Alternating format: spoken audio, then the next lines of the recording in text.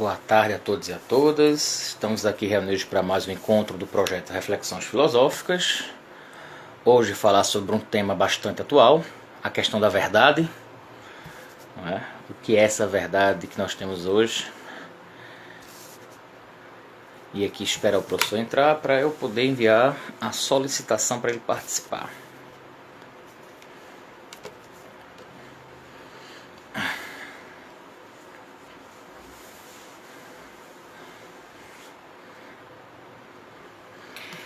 O professor já está aqui.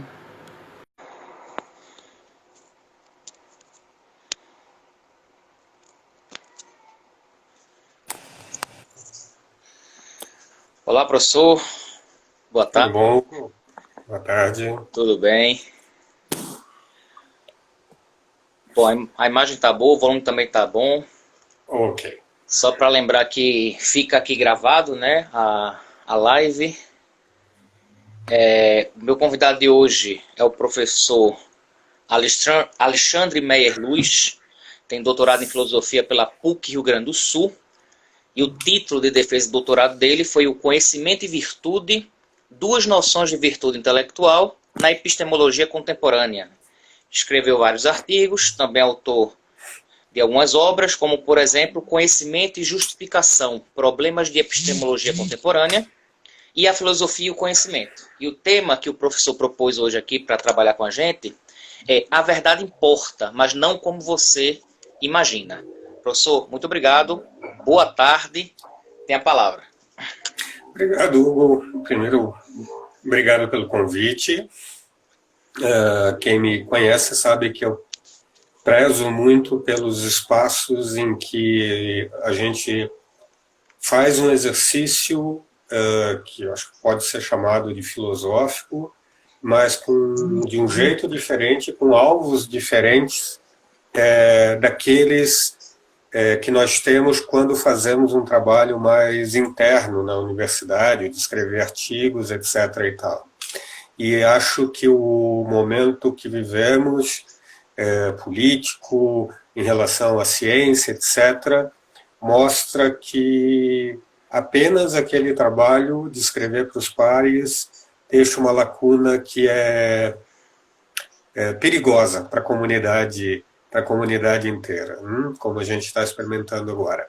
E é nesse sentido que eu vou tentar fazer uma fala hoje, que vai ter 5 pequenos tópicos, considerando alguém que não é necessariamente um especialista, mas tratando de um tema que, em alguma medida, demanda alguma atenção de filósofo, mas é um tema com implicações práticas, como eu dizia, muito graves, muito severas, né? Que é o tema, então, da verdade.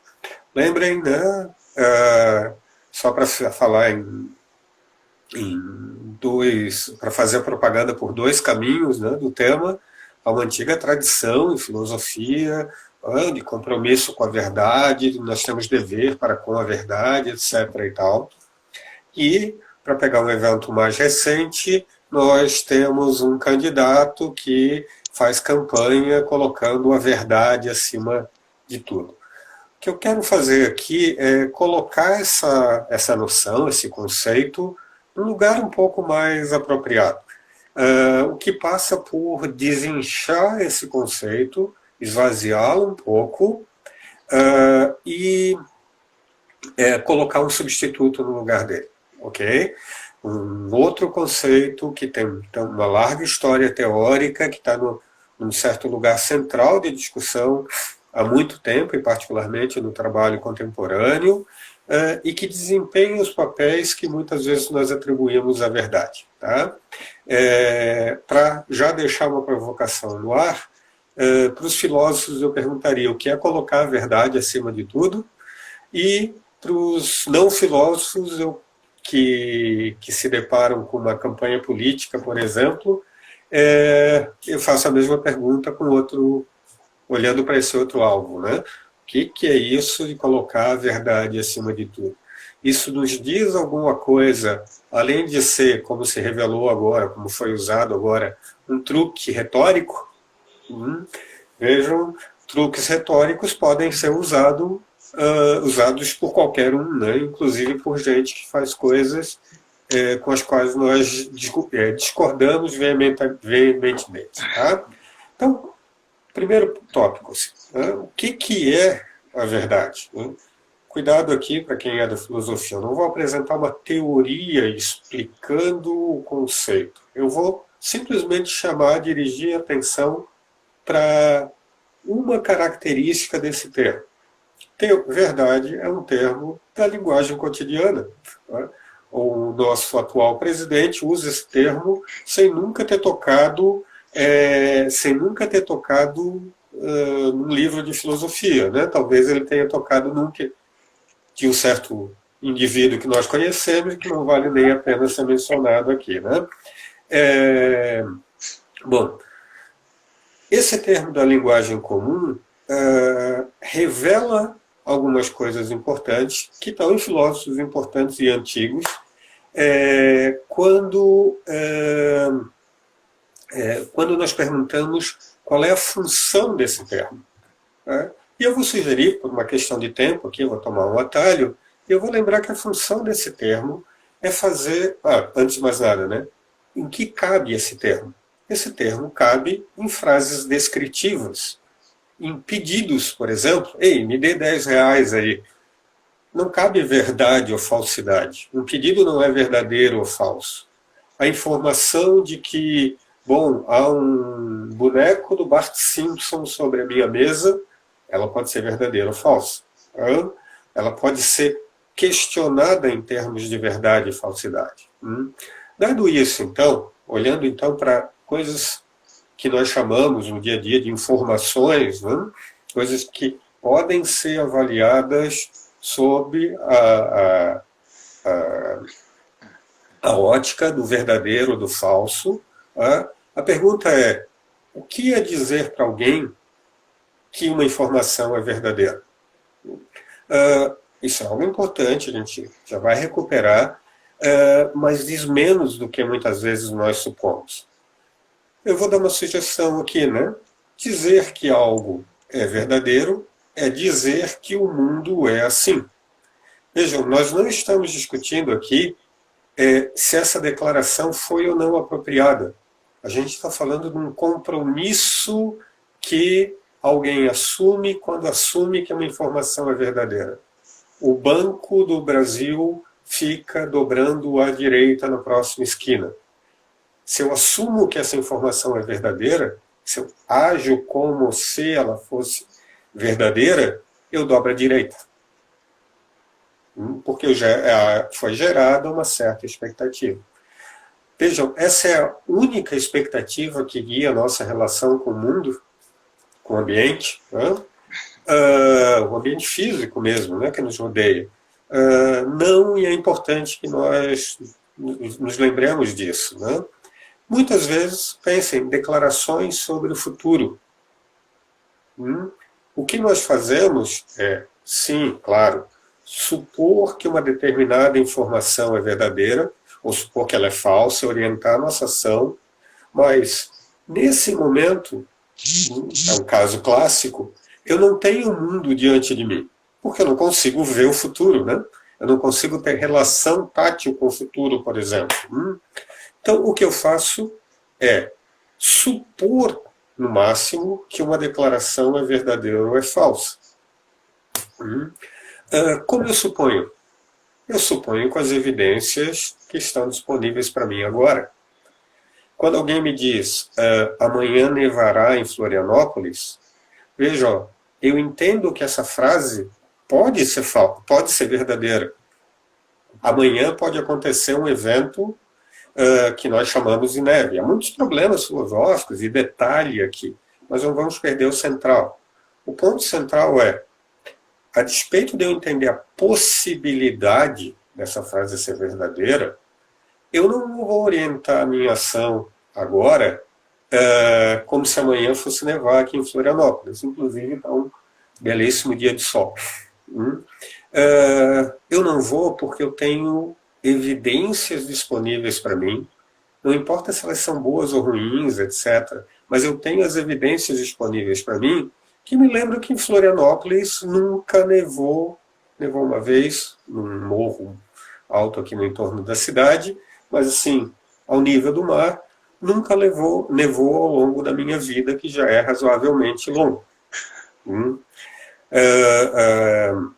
Vejam, as informações adicionais que eu tenho, já que eu não tenho informações diretas sobre o que vai acontecer amanhã, eu tenho informações indiretas, me levam a tomar essa frase como se fosse verdadeira. A agir como se amanhã, no caso, verdadeira não falsa, né? Como se amanhã não fosse nevar em Florianópolis. Ok? Eu não estou descrevendo a psicologia das pessoas, provavelmente ninguém pensa assim. Mas se alguém me perguntasse por que eu não separei um casaco de peles para andar na neve amanhã em Florianópolis, eu diria alguma coisa nesses termos, eu recuperaria as evidências. Eu não separei agora um casaco de peles para amanhã, porque tudo me leva a crer que não nevará amanhã. Eu não estou falando da verdade ou falsidade da frase. Eu estou orientado para ela. Mas eu antes estou falando das informações que eu tenho para orientar a minha ação em relação ao futuro agora. Essas informações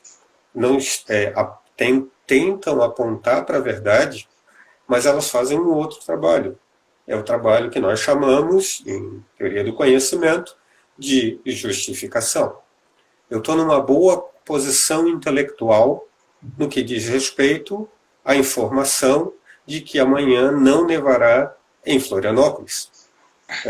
O que importa agora, se amanhã nevar em Florianópolis, estranhamente, contra todas as previsões, por conta de algum evento muito exótico e que nunca tinha acontecido na história da humanidade, alguém me criticará por conta dessa declaração? Alguém me criticará por não ter separado o casaco de peles? Acho que ninguém está em posição de me criticar. Notem a diferença. Mesmo que eu erre em relação ao clima de amanhã, eu posso ser julgado por um outro caminho. Eu errei, mas eu errei por culpa do mundo. Do que estava disponível para mim, eu me comportei adequadamente. Qualquer indivíduo, vamos supor, aqui são complicações, na posição em que eu estou, com as crenças sobre a regularidade da natureza, etc., deveria acreditar que, dado um dia de sol como o de hoje, dado o momento do ano, dado o lugar geográfico, não é razoável acreditar que amanhã nevará em Florianópolis.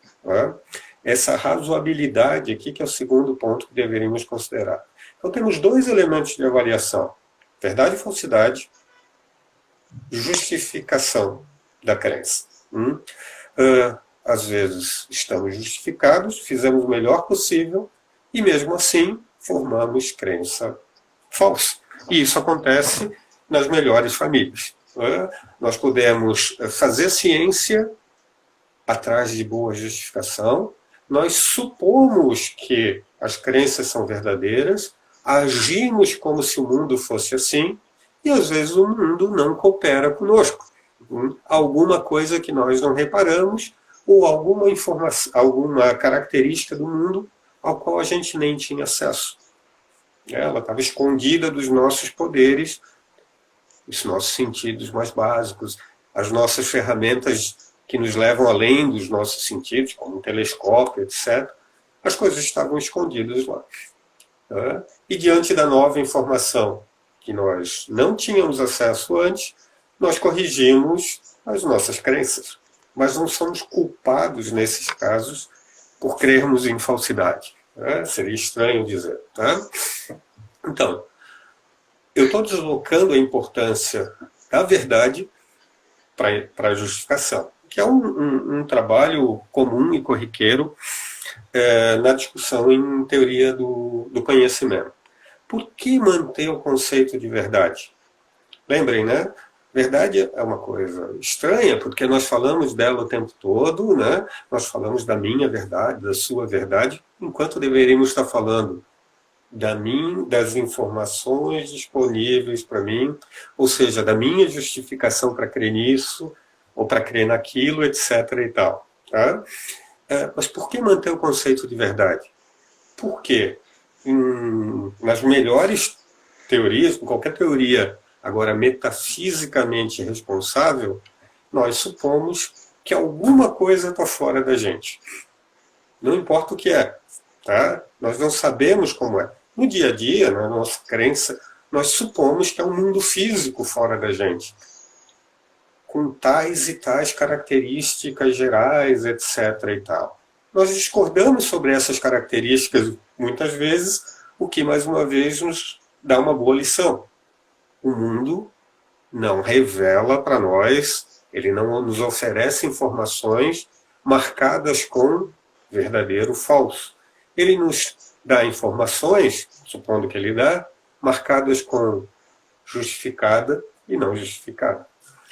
Nós mantemos, porém, verdade e falsidade para lembrar um tipo de erro. Aquele tipo de erro, tem muita, vou simplificar aqui, responsável, que é diferente do erro irresponsável. E aí, claro, nós estamos interessados em ter crenças verdadeiras? Claro que estamos, porque nós queremos nos relacionar bem com o mundo. A pergunta, o ponto é, se isso não se dá diretamente, a gente não tem máquinas de verdade, né? A gente não coloca a verdade acima de tudo, né? Pelo menos não nesse sentido, né? Porque a gente não tem fontes de crença verdadeira. Talvez algumas crenças em lógica, em matemática, etc., as crenças, as proposições a priori. Talvez, sabe, há muita discussão sobre isso. Fora isso, não temos marcadores de verdade ou falsidade impressos numa informação. Então, nós mantemos a verdade como uma meta, nesse sentido, e não como um compromisso intelectual de curto prazo. O Alexandre só crê em verdades? Não sei.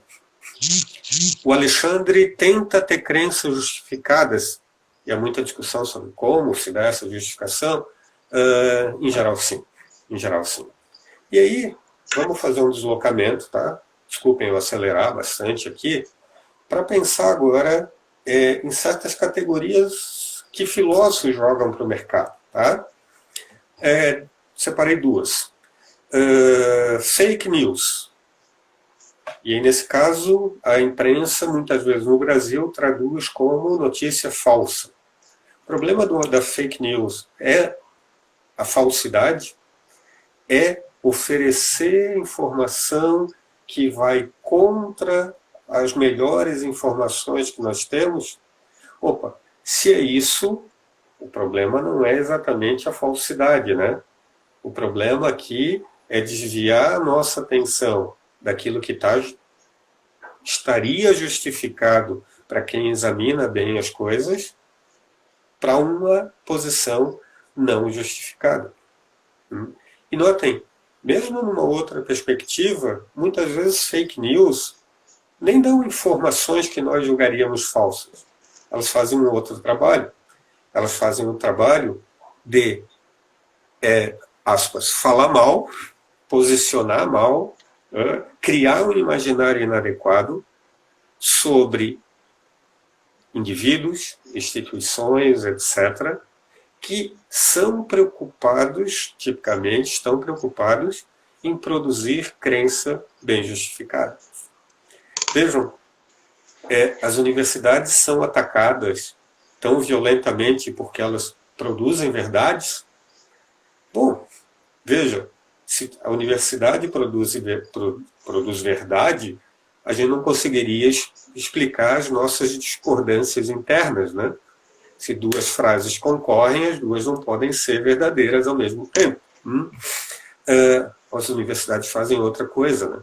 Nem sempre, elas têm seus problemas, etc.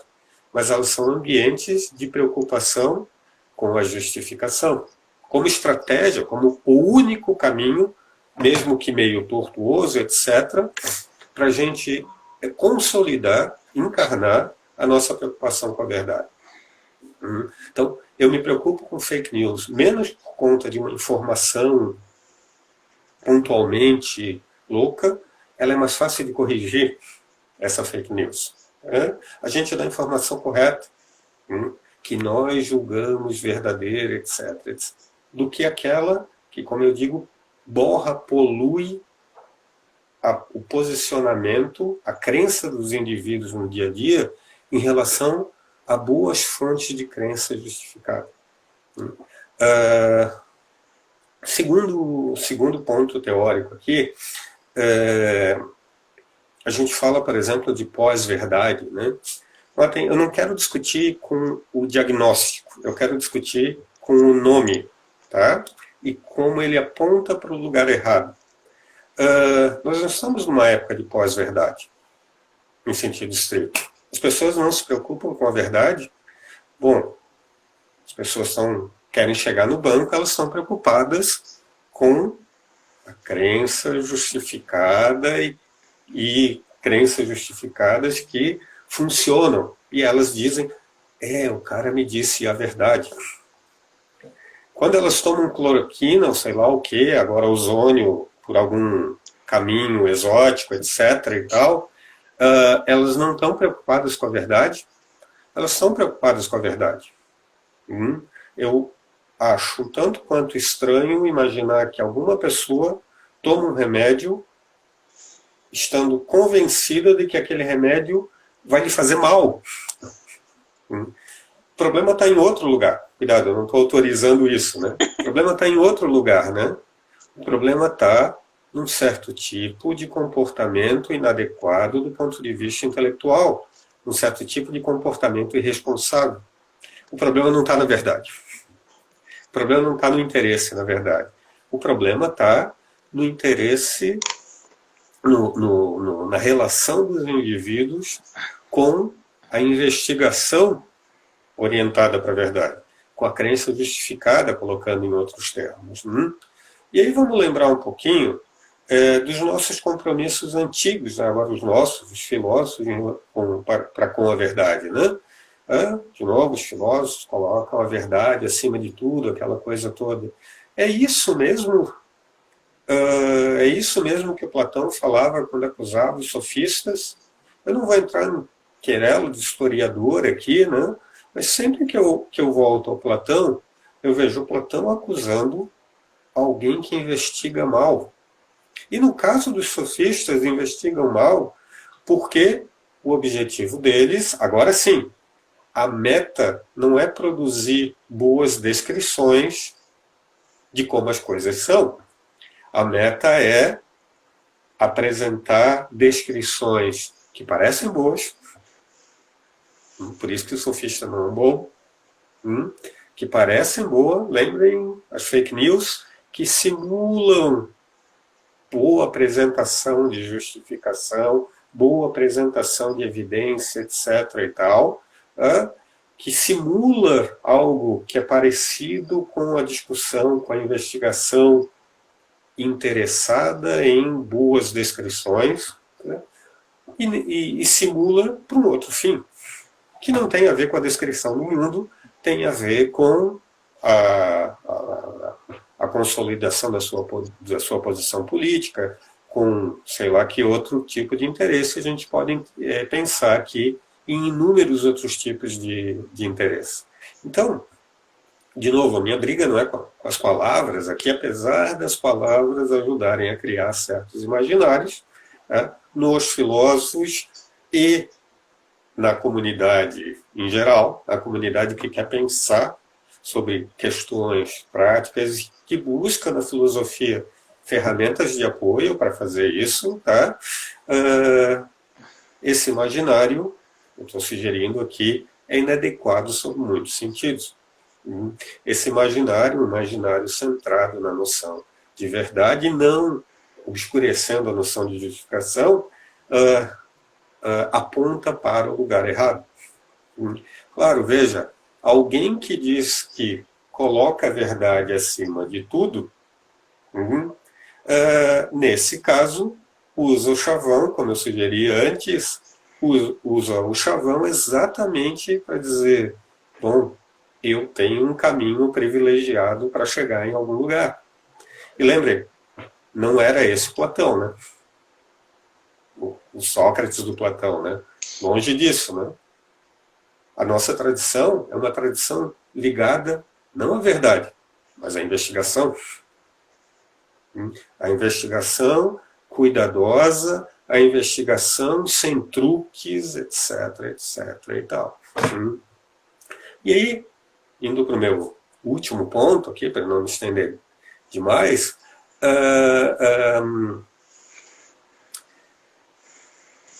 como a gente devia pensar o compromisso para com a verdade? Que eu estou propondo aqui que a gente substitua por compromisso pela investigação. A gente tem um segundo problema aqui. E esse problema parece tem sido tornado saliente nos últimos 40, 50 anos, muito particularmente. O nosso modelo, o modelo que a filosofia muitas vezes constrói e vende, é um modelo fortemente individualista. Cuidado com o individualista aqui, ele não tem qualquer sentido moral. Tá? Pensem no Descartes, por exemplo. Né? É um indivíduo isolado lá no seu quarto, enquanto neva lá fora, e lá, isoladamente, ele vai fundamentar, seja lá o que isso signifique, fundamentar o conhecimento que ele tem, e mais, né, todo o conhecimento humano. Bom, esse modelo individualista, ele não deve ser jogado fora, mas ele deve ser devidamente calibrado. E ele é mal calibrado quando, por exemplo, nós pensamos na apresentação da filosofia, na divulgação da filosofia, no ensino dela, etc., em termos individualistas. Vejam, eu falei lá no começo da minha fala, ter evidências, etc. e tal. Né? O meu compromisso para com a verdade, né, na investigação, né, no território da medicina, é um compromisso que eu preencho de maneira individualista, ou seja, eu devo satisfazer compromisso com a boa investigação em medicina. Desculpem, se alguém exigir coisas desse tipo, a gente está bem ferrado, porque nós não temos tempo. O que a gente faz? A gente compartilha, a gente divide o trabalho intelectual na figura dos especialistas. Claro, vejam, não estou pregando aqui adesão cega a um especialista. É claro que eu participo da discussão sobre medicina. A minha mãe também. A minha mãe confronta a opinião de médicos, do jeito dela, ligando para as amigas. Esse médico é bom, esse não é, esse erra muito, aquele não, etc. e tal. A complicação do nosso tempo, e talvez aí eu me aproxime de quem fala de uma pós-modernidade, é que esses processos em que eu participo da medicina são muito complicados. Né? Eu desconfio da medicina, sob muitos aspectos, eu desconfio de médicos como entidades individuais. O prefeito de Itajaí, do Ozônio, é médico. E eu desconfio não só porque a proposta parece ridícula, né? Eu desconfio porque o caminho de investigação que leva a essa proposta rapidamente se revela ruim. Para mim, claro. Mas notem, não porque eu refiz esse caminho, eu não sei fazer. Porque eu olhei para outros indivíduos que são médicos, que são pesquisadores, etc, etc e tal.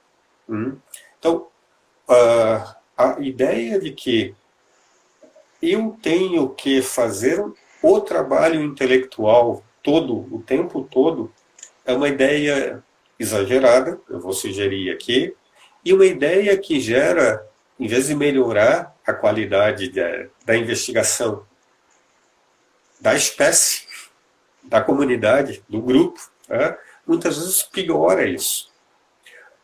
Ontem nós discutimos aqui no nosso grupo de estudos, falando sobre vícios intelectuais, né? Vejam, pensem em dinâmicas aqui da investigação. Isso já aconteceu comigo. Tá?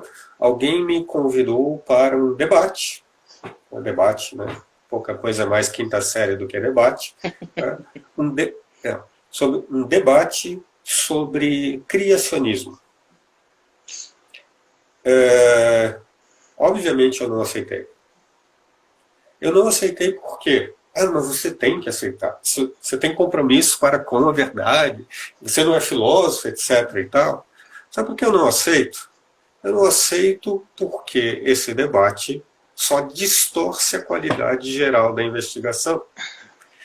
Se eu pego um garoto que tem tempo livre e vai estudar design inteligente, que, lembrem, né, dialoga com gente que estuda biologia, assim, e está olhando nos furos. Não é gente boba, não é maluco. E esse garoto tem mais informação de biologia do que eu. Quando eu me engajo num debate com ele, eu só estou reforçando a posição dele. Eu só torno mais difícil, nesse caso psicologicamente falando, mais difícil retirá-lo da posição inadequada em que ele se encontra. Eu não tenho nada a falar sobre o assunto. Quer dizer, tenho, indiretamente. Amigo, departamento de biologia. Vamos lá. Notem, eu tenho como, e talvez aí eu tenha responsabilidade com a investigação, como colocar o debate no seu devido lugar. Você quer formar crença sobre isso? Beleza. Talvez, né? Como não tem marcador de verdade. Agora, eu de fora sei qual é a discussão que acontece lá na biologia, sei qual é a posição majoritária, sei qual é o lugar do dissidente, sei qual é a força e a fraqueza da posição majoritária, etc. e tal. E tudo isso é informação indireta, porque eu não entendo a discussão em todo detalhe e nem tenho tempo para entender. E o meu trabalho é colocar esse garoto lá. E aí voltamos agora para fake news, voltamos agora para diagnósticos de pós-verdade, já para a gente ir para o final, né? Qual é a minha encrenca com fake news? Minha encrenca com fake news é colocar esse garoto em posição de alguém que está satisfazendo o tal interesse para com a verdade. O garoto que é criacionista, que defende design inteligente, e notem, defende porque ele é um biólogo? Não, defende porque o grupo lá o premia com isso, etc. Está sendo convidado a jogar uma versão fake da investigação de verdade. Isso deveria ser denunciado, né? Pensem agora em políticas de cancelamento, né? Vou sugerir, não uma análise geral do caso, mas vou sugerir um certo ponto, né?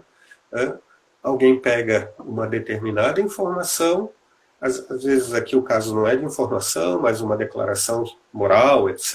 e tal, e faz uma avaliação do indivíduo que faz aquela declaração pelo valor, apenas pela declaração, né? O que está em jogo aqui, o que deveria estar em jogo não é isso, né?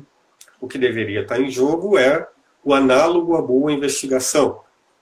Alguém que está preocupado em construir um modelo de avaliação detalhado, cuidadoso, etc, etc, etc e tal. Senão a gente tem conflitos de, alguém comentou lá no começo, de verdades. E a única maneira de lidar com conflito de verdades é lembrar que o que está em jogo não é a verdade. O que está em jogo é a qualidade da investigação. E essa, de maneira difícil, de maneira tortuosa, etc., mas essa pode ser perseguida. Essa pode ser investigada. Às vezes para empatar. Na ciência empata, né? Na física tem empate, né? Mecânica quântica, relatividade geral, né? Esses caras não estão comprometidos com a verdade? Eles estão, claro, né? Grosseiramente falando. Eles querem oferecer boas descrições do mundo. O problema é que as investigações, sendo grosseiro, empatam. Como é que a gente resolve? Nesse caso, não resolve. Então, muito, para deixar algum tempo aqui, muito grosseiramente, tá? Esses 5 pontos. E, para fechar, minha sugestão final, assim, né? Menos preocupação com a verdade, mais preocupação com a investigação.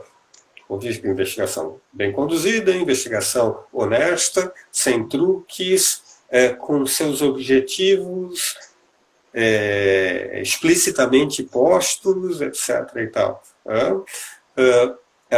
Essa investigação nos leva à verdade? Não sabemos. Mas, como alguém já disse, é o melhor que nós podemos fazer. Muito obrigado, professor. Isso, deixamos para as questões. Eu já anotei várias questões, provavelmente não vai dar tempo de fazer, porque são muitas, mas aí vou fazer algumas. Foi interessante quando o senhor começa a falar da questão da verdade, e aí nos remete lá à filosofia antiga, né? Que tinha essa crítica que Platão ou Sócrates faziam aos sofistas, né?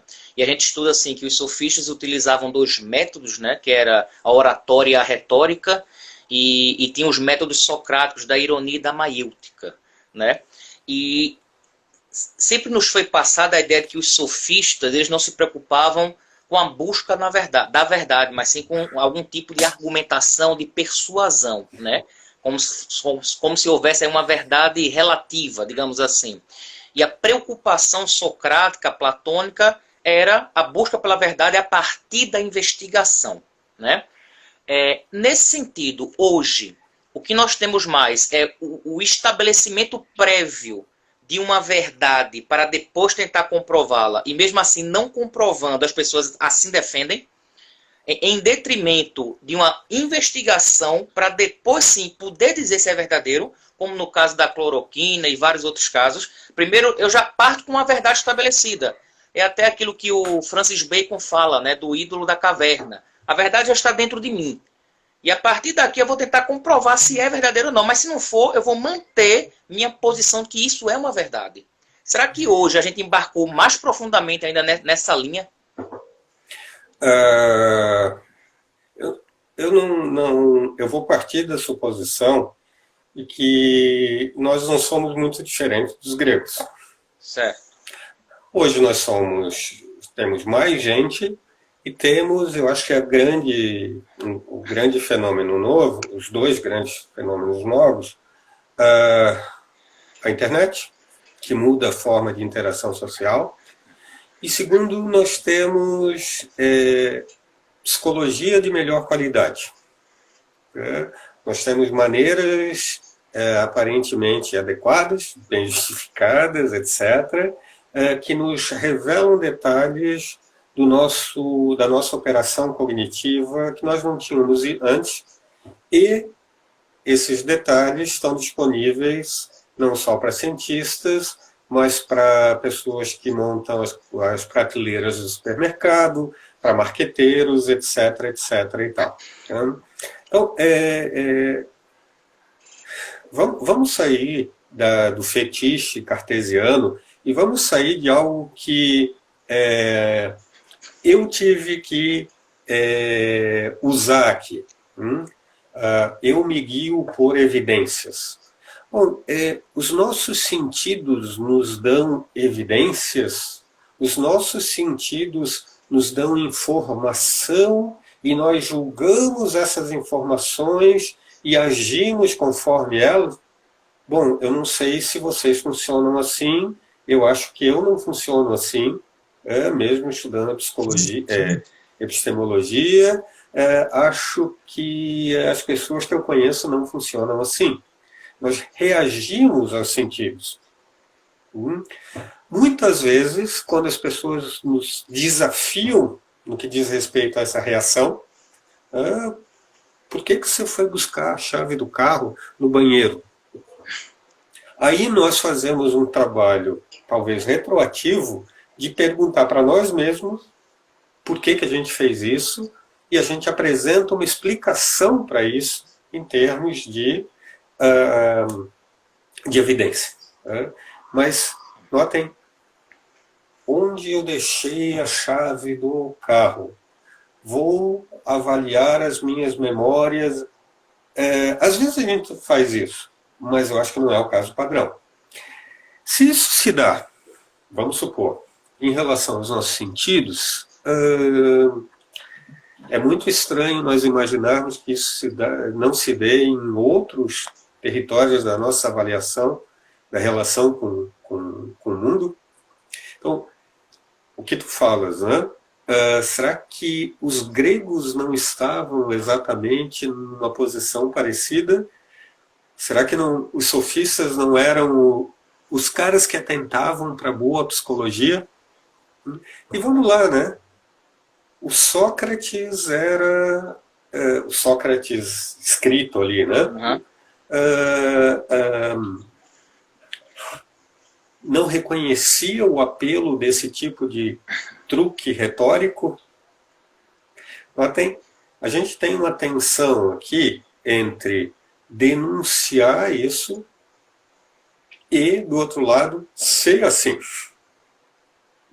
E aí a grande briga dessa tensão é o quanto a gente consegue sair dessa posição de quem reage a uma determinada posição, revisando aquilo que crê.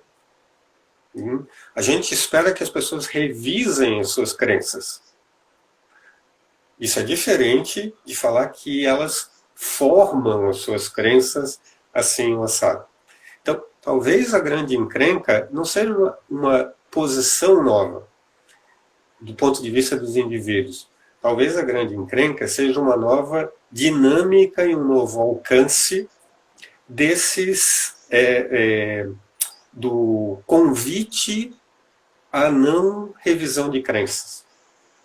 Talvez a diferença aqui seja a acusação aos sofistas é acusação a um cara que é esperto de um jeito diferente da maioria dos nossos políticos.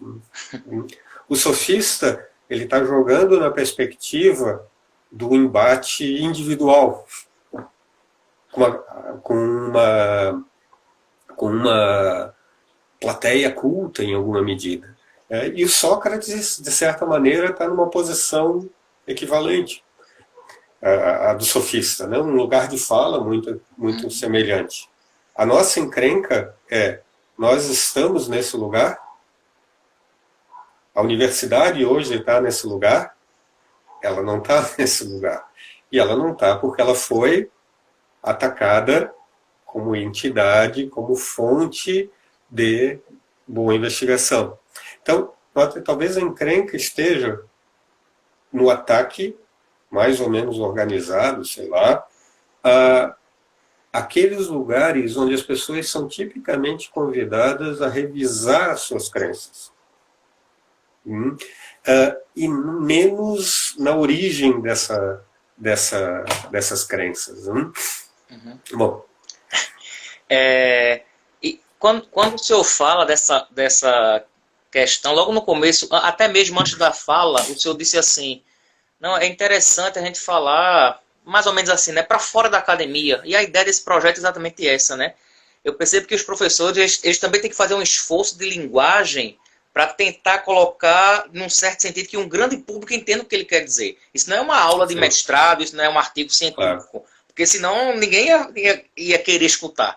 Então, trazer também é uma complexidade muito grande, trazer esse tipo de investigação que é tão complexa para uma linguagem mais geral, né? Então, eu percebo que as pessoas estão fazendo esse esforço, eu percebo que os professores estão fazendo mais também lives e cursos. Eu tô já no 6º ou 7º curso já online, aproveitando esse momento de quarentena, né? E aí foi interessante, professor, que o senhor citou agora a parte do marketing, e eu até tinha separado uma pergunta nesse sentido. É uma estratégia de velamento no seguinte sentido. Um supermercado, eu sempre falo isso em sala de aula, a padaria sempre fica no final, sempre. Porque se quando no começo a pessoa pega o pão e vai embora, não entra no mercado. Então é para você passar por outros corredores. Não é no sentido de mentir, mas no sentido de dizer assim, tem coisas aqui que eu quero que as pessoas não percebam.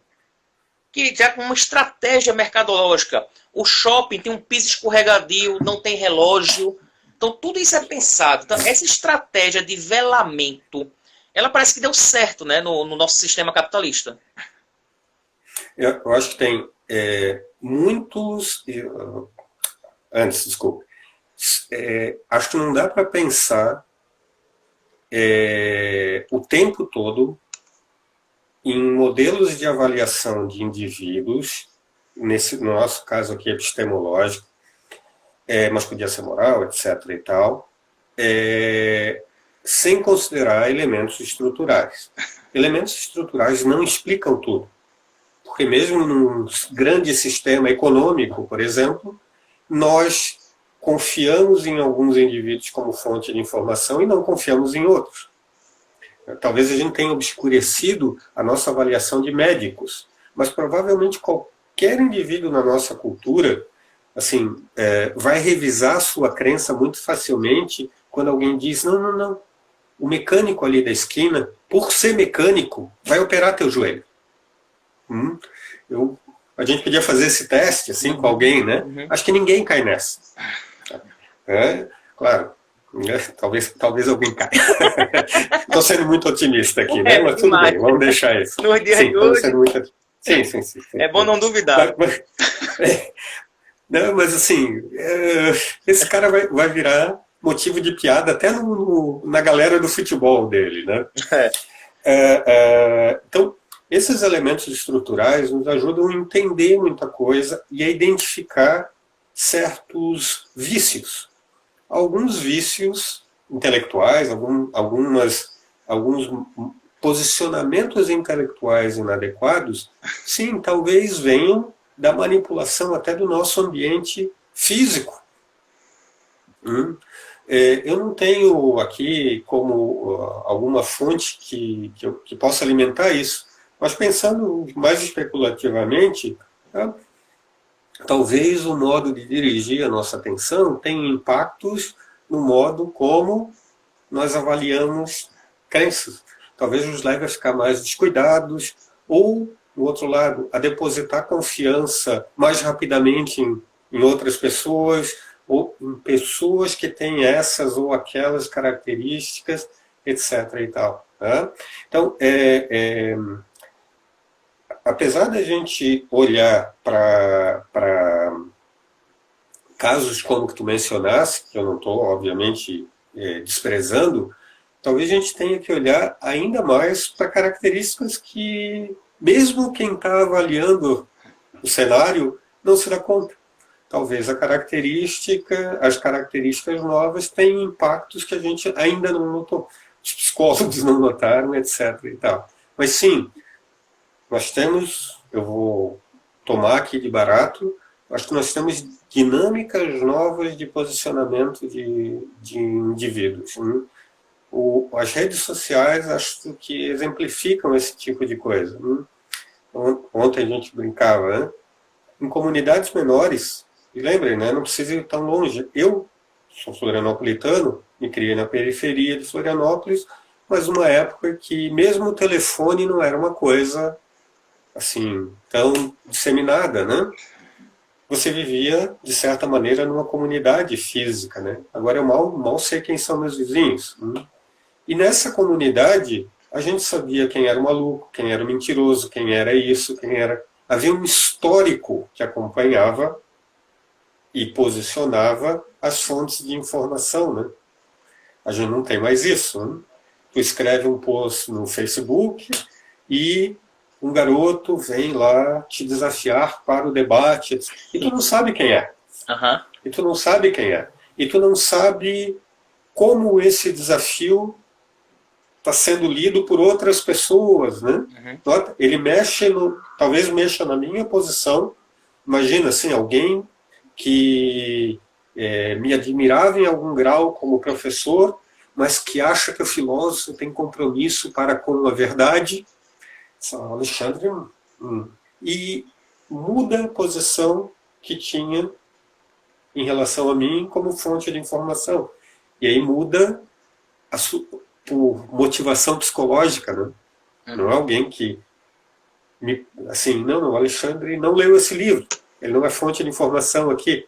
Não, o Alexandre, essa entidade geral. Então, essas novas dinâmicas, assim, são desafios enormes para a gente, e entender como a gente vai, como parte fraca nessa história, reagir a ela é uma baita encrenca, um baita desafio. Isso me fez lembrar, professor, que por muitas vezes o que eu já percebi nas redes sociais são as pessoas entrarem por conta de uma publicação que eu coloco, e eles arranjaram um novo tipo de xingamento.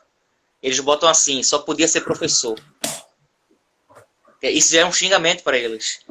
Isso aí você rapaz, estudou, leu livro, só podia ser professor, você estuda, então não vou nem considerar a sua posição. Né? É inacreditável. Olha, numa discussão do grupo de futebol, e eu raramente engajo nessas discussões, mas foi no começo da crise da Covid aqui, e começou a coisa de uma certa pressão indireta de uma gripezinha, coisa assim, tipo, vamos liberar o mercado de trabalho, né? Na verdade, gente não querendo perder nenhum tostão. Não gente que precisa trabalhar para comer, gente que está com medo de ter que vender o carro dele de 200 mil reais. E aí eu me senti... exato. Eu me senti obrigado a contrapor, e a discussão terminou assim. A culpa é toda de vocês.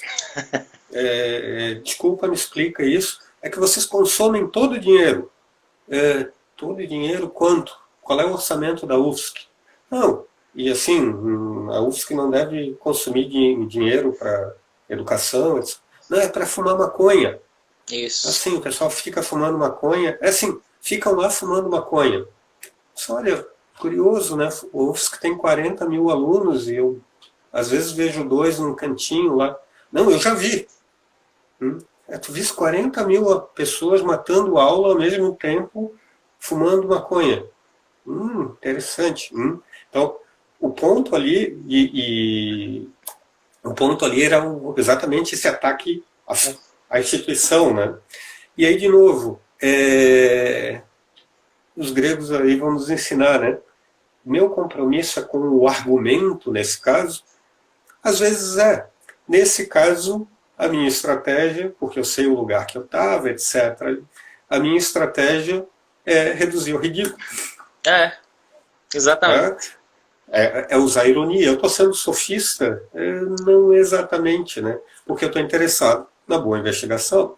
Obviamente, os alunos da UFSC não ficam fumando maconha o tempo todo, ou de um modo que atrapalha os seus estudos, etc. E tal. É porque as universidades, elas são grandes produtoras, né, de maconha, como diria certo sujeito, que foi recompensado pelo péssimo serviço que fez, né? Sim. Aqui em Florianópolis, as pessoas sabem onde a UFSC planta maconha, inclusive. Hugo, Oi. Posso pegar 2 perguntas que apareceram? Pode sim. A gente tem uns 5 minutinhos. Isso. Pronto, fica à vontade, professor. Foi uma pergunta que apareceu no começo, desculpa, eu apanho disso aqui, tá? E que, de certa maneira, volta aqui na questão do Lucas, né? Lucas diz, né? Parece estranho falarmos em minha verdade e sua verdade. Isso. Tá? Isso é estranho, Lucas. E o ponto aqui é o quanto a filosofia ajuda a vender esse vocabulário torto. Uma coisa é alguém dizer aquilo que eu tomo como verdadeiro para orientar a minha ação. Eu tomo como verdadeiro. Tomar algo como verdadeiro é diferente de algo ser verdadeiro, trivialmente, né? Então, eu posso tomar por motivações psicológicas, etc. e tal, tomar como verdadeira informação, sempre brinco aqui, que a Gisele Bündchen é apaixonada por mim. Isso é muito diferente da frase Gisele Bündchen é apaixonada pelo Alexandre, descrever o mundo como ele é, supondo que exista a Gisele Bündchen, que ela tem certos sentimentos, incluindo a paixão, que existe o Alexandre, etc. e tal. Não há justificação disponível para mim. Quando eu digo isso, não é a minha verdade, né? Quando eu digo isso, eu estou falando bobagem, não porque é verdadeiro ou falso. Talvez estranhamente seja verdadeiro. Ela viu a nossa live e ficou completamente apaixonada por mim, o que, obviamente, é um evento muito esperado, né? Ego é bom, né? Auto-engano, né? É bom, né? Sim. O ponto aqui é que eu orientar as minhas crenças, comprar um anel de brilhante para dar a Gisele, orientar a minha ação de um modo inadequado, porque eu estou supondo que o mundo é de um jeito sem qualquer boa motivação para essa suposição, trivial, né? Então, por que ficar falando de minha verdade, tua verdade, etc. e tal? Isso desloca o ponto. Não é que alguém está condenado ao inferno filosófico que fala isso, mas isso desloca o ponto, né? A gente devia falar de justificação.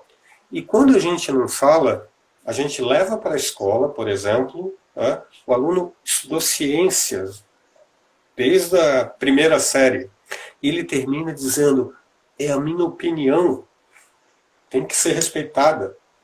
Gente, opinião é sinônimo aqui, grosseiramente falando, de informação. Eu estou dando uma informação e isso deve ser respeitado. Do que você está falando? Cuidado com o sentido de respeito aqui. Vejam, eu tenho direito civil de achar que a Gisele Bündchen é apaixonada por mim. Eu tenho direito de gastar o meu dinheiro comprando um anel para dar de presente a Gisele Bündchen, ou escrever uma carta para ela.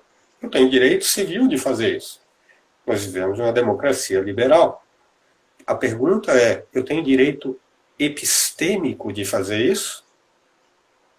Eu tenho direito de, vou inventar aqui, de solicitar alguma coisa juridicamente, porque afinal de contas a Gisele Bündchen é apaixonada por mim? Parece que eu não tenho direito, né? Então, assim, respeite a minha opinião é algo que tem que ser lido não só moralmente, não só legalmente, civilmente, mas também epistemicamente. E qual é a resposta para uma opinião deve ou não ser respeitada? Não está na verdade, na falsidade. Está na justificação. E não necessariamente para a justificação que aquele indivíduo tem. Para a justificação que algum indivíduo tem frente a um corpo comunitário, etc, etc e tal. Notem, as pessoas têm direito civil de achar que a Terra é plana. Elas têm direito epistêmico de achar que a Terra é plana? Entendo. Parece que não. Tá? A gente tem que marcar essas diferenças. Professor, muito obrigado, vai dar nossa hora. Entrou uma pessoa aí e disse assim, cheguei tarde, não se preocupe que vai ficar gravado, vai ficar salvo, tanto no Instagram quanto no YouTube, então vai ficar lá até quando puderem, né? Se não houver uma perseguição. Pois não, professor? Sim. Quem quiser, tem um curso muito introdutório à teoria do conhecimento, que está no Spotify, Pensando sobre o Conhecimento, é muito informal, não é aula, etc. Está lá à disposição, obviamente de graça, porque eu sou professor. Inclusive, quando acabar aqui, eu vou publicar agora essa live e vou marcar o professor. Então, quem quiser vai lá, acompanha, vai ver nas publicações dele. Está acabando 5 segundos. Obrigado. Quem quiser encaminhar perguntas, estou por aí. Obrigado. Tá?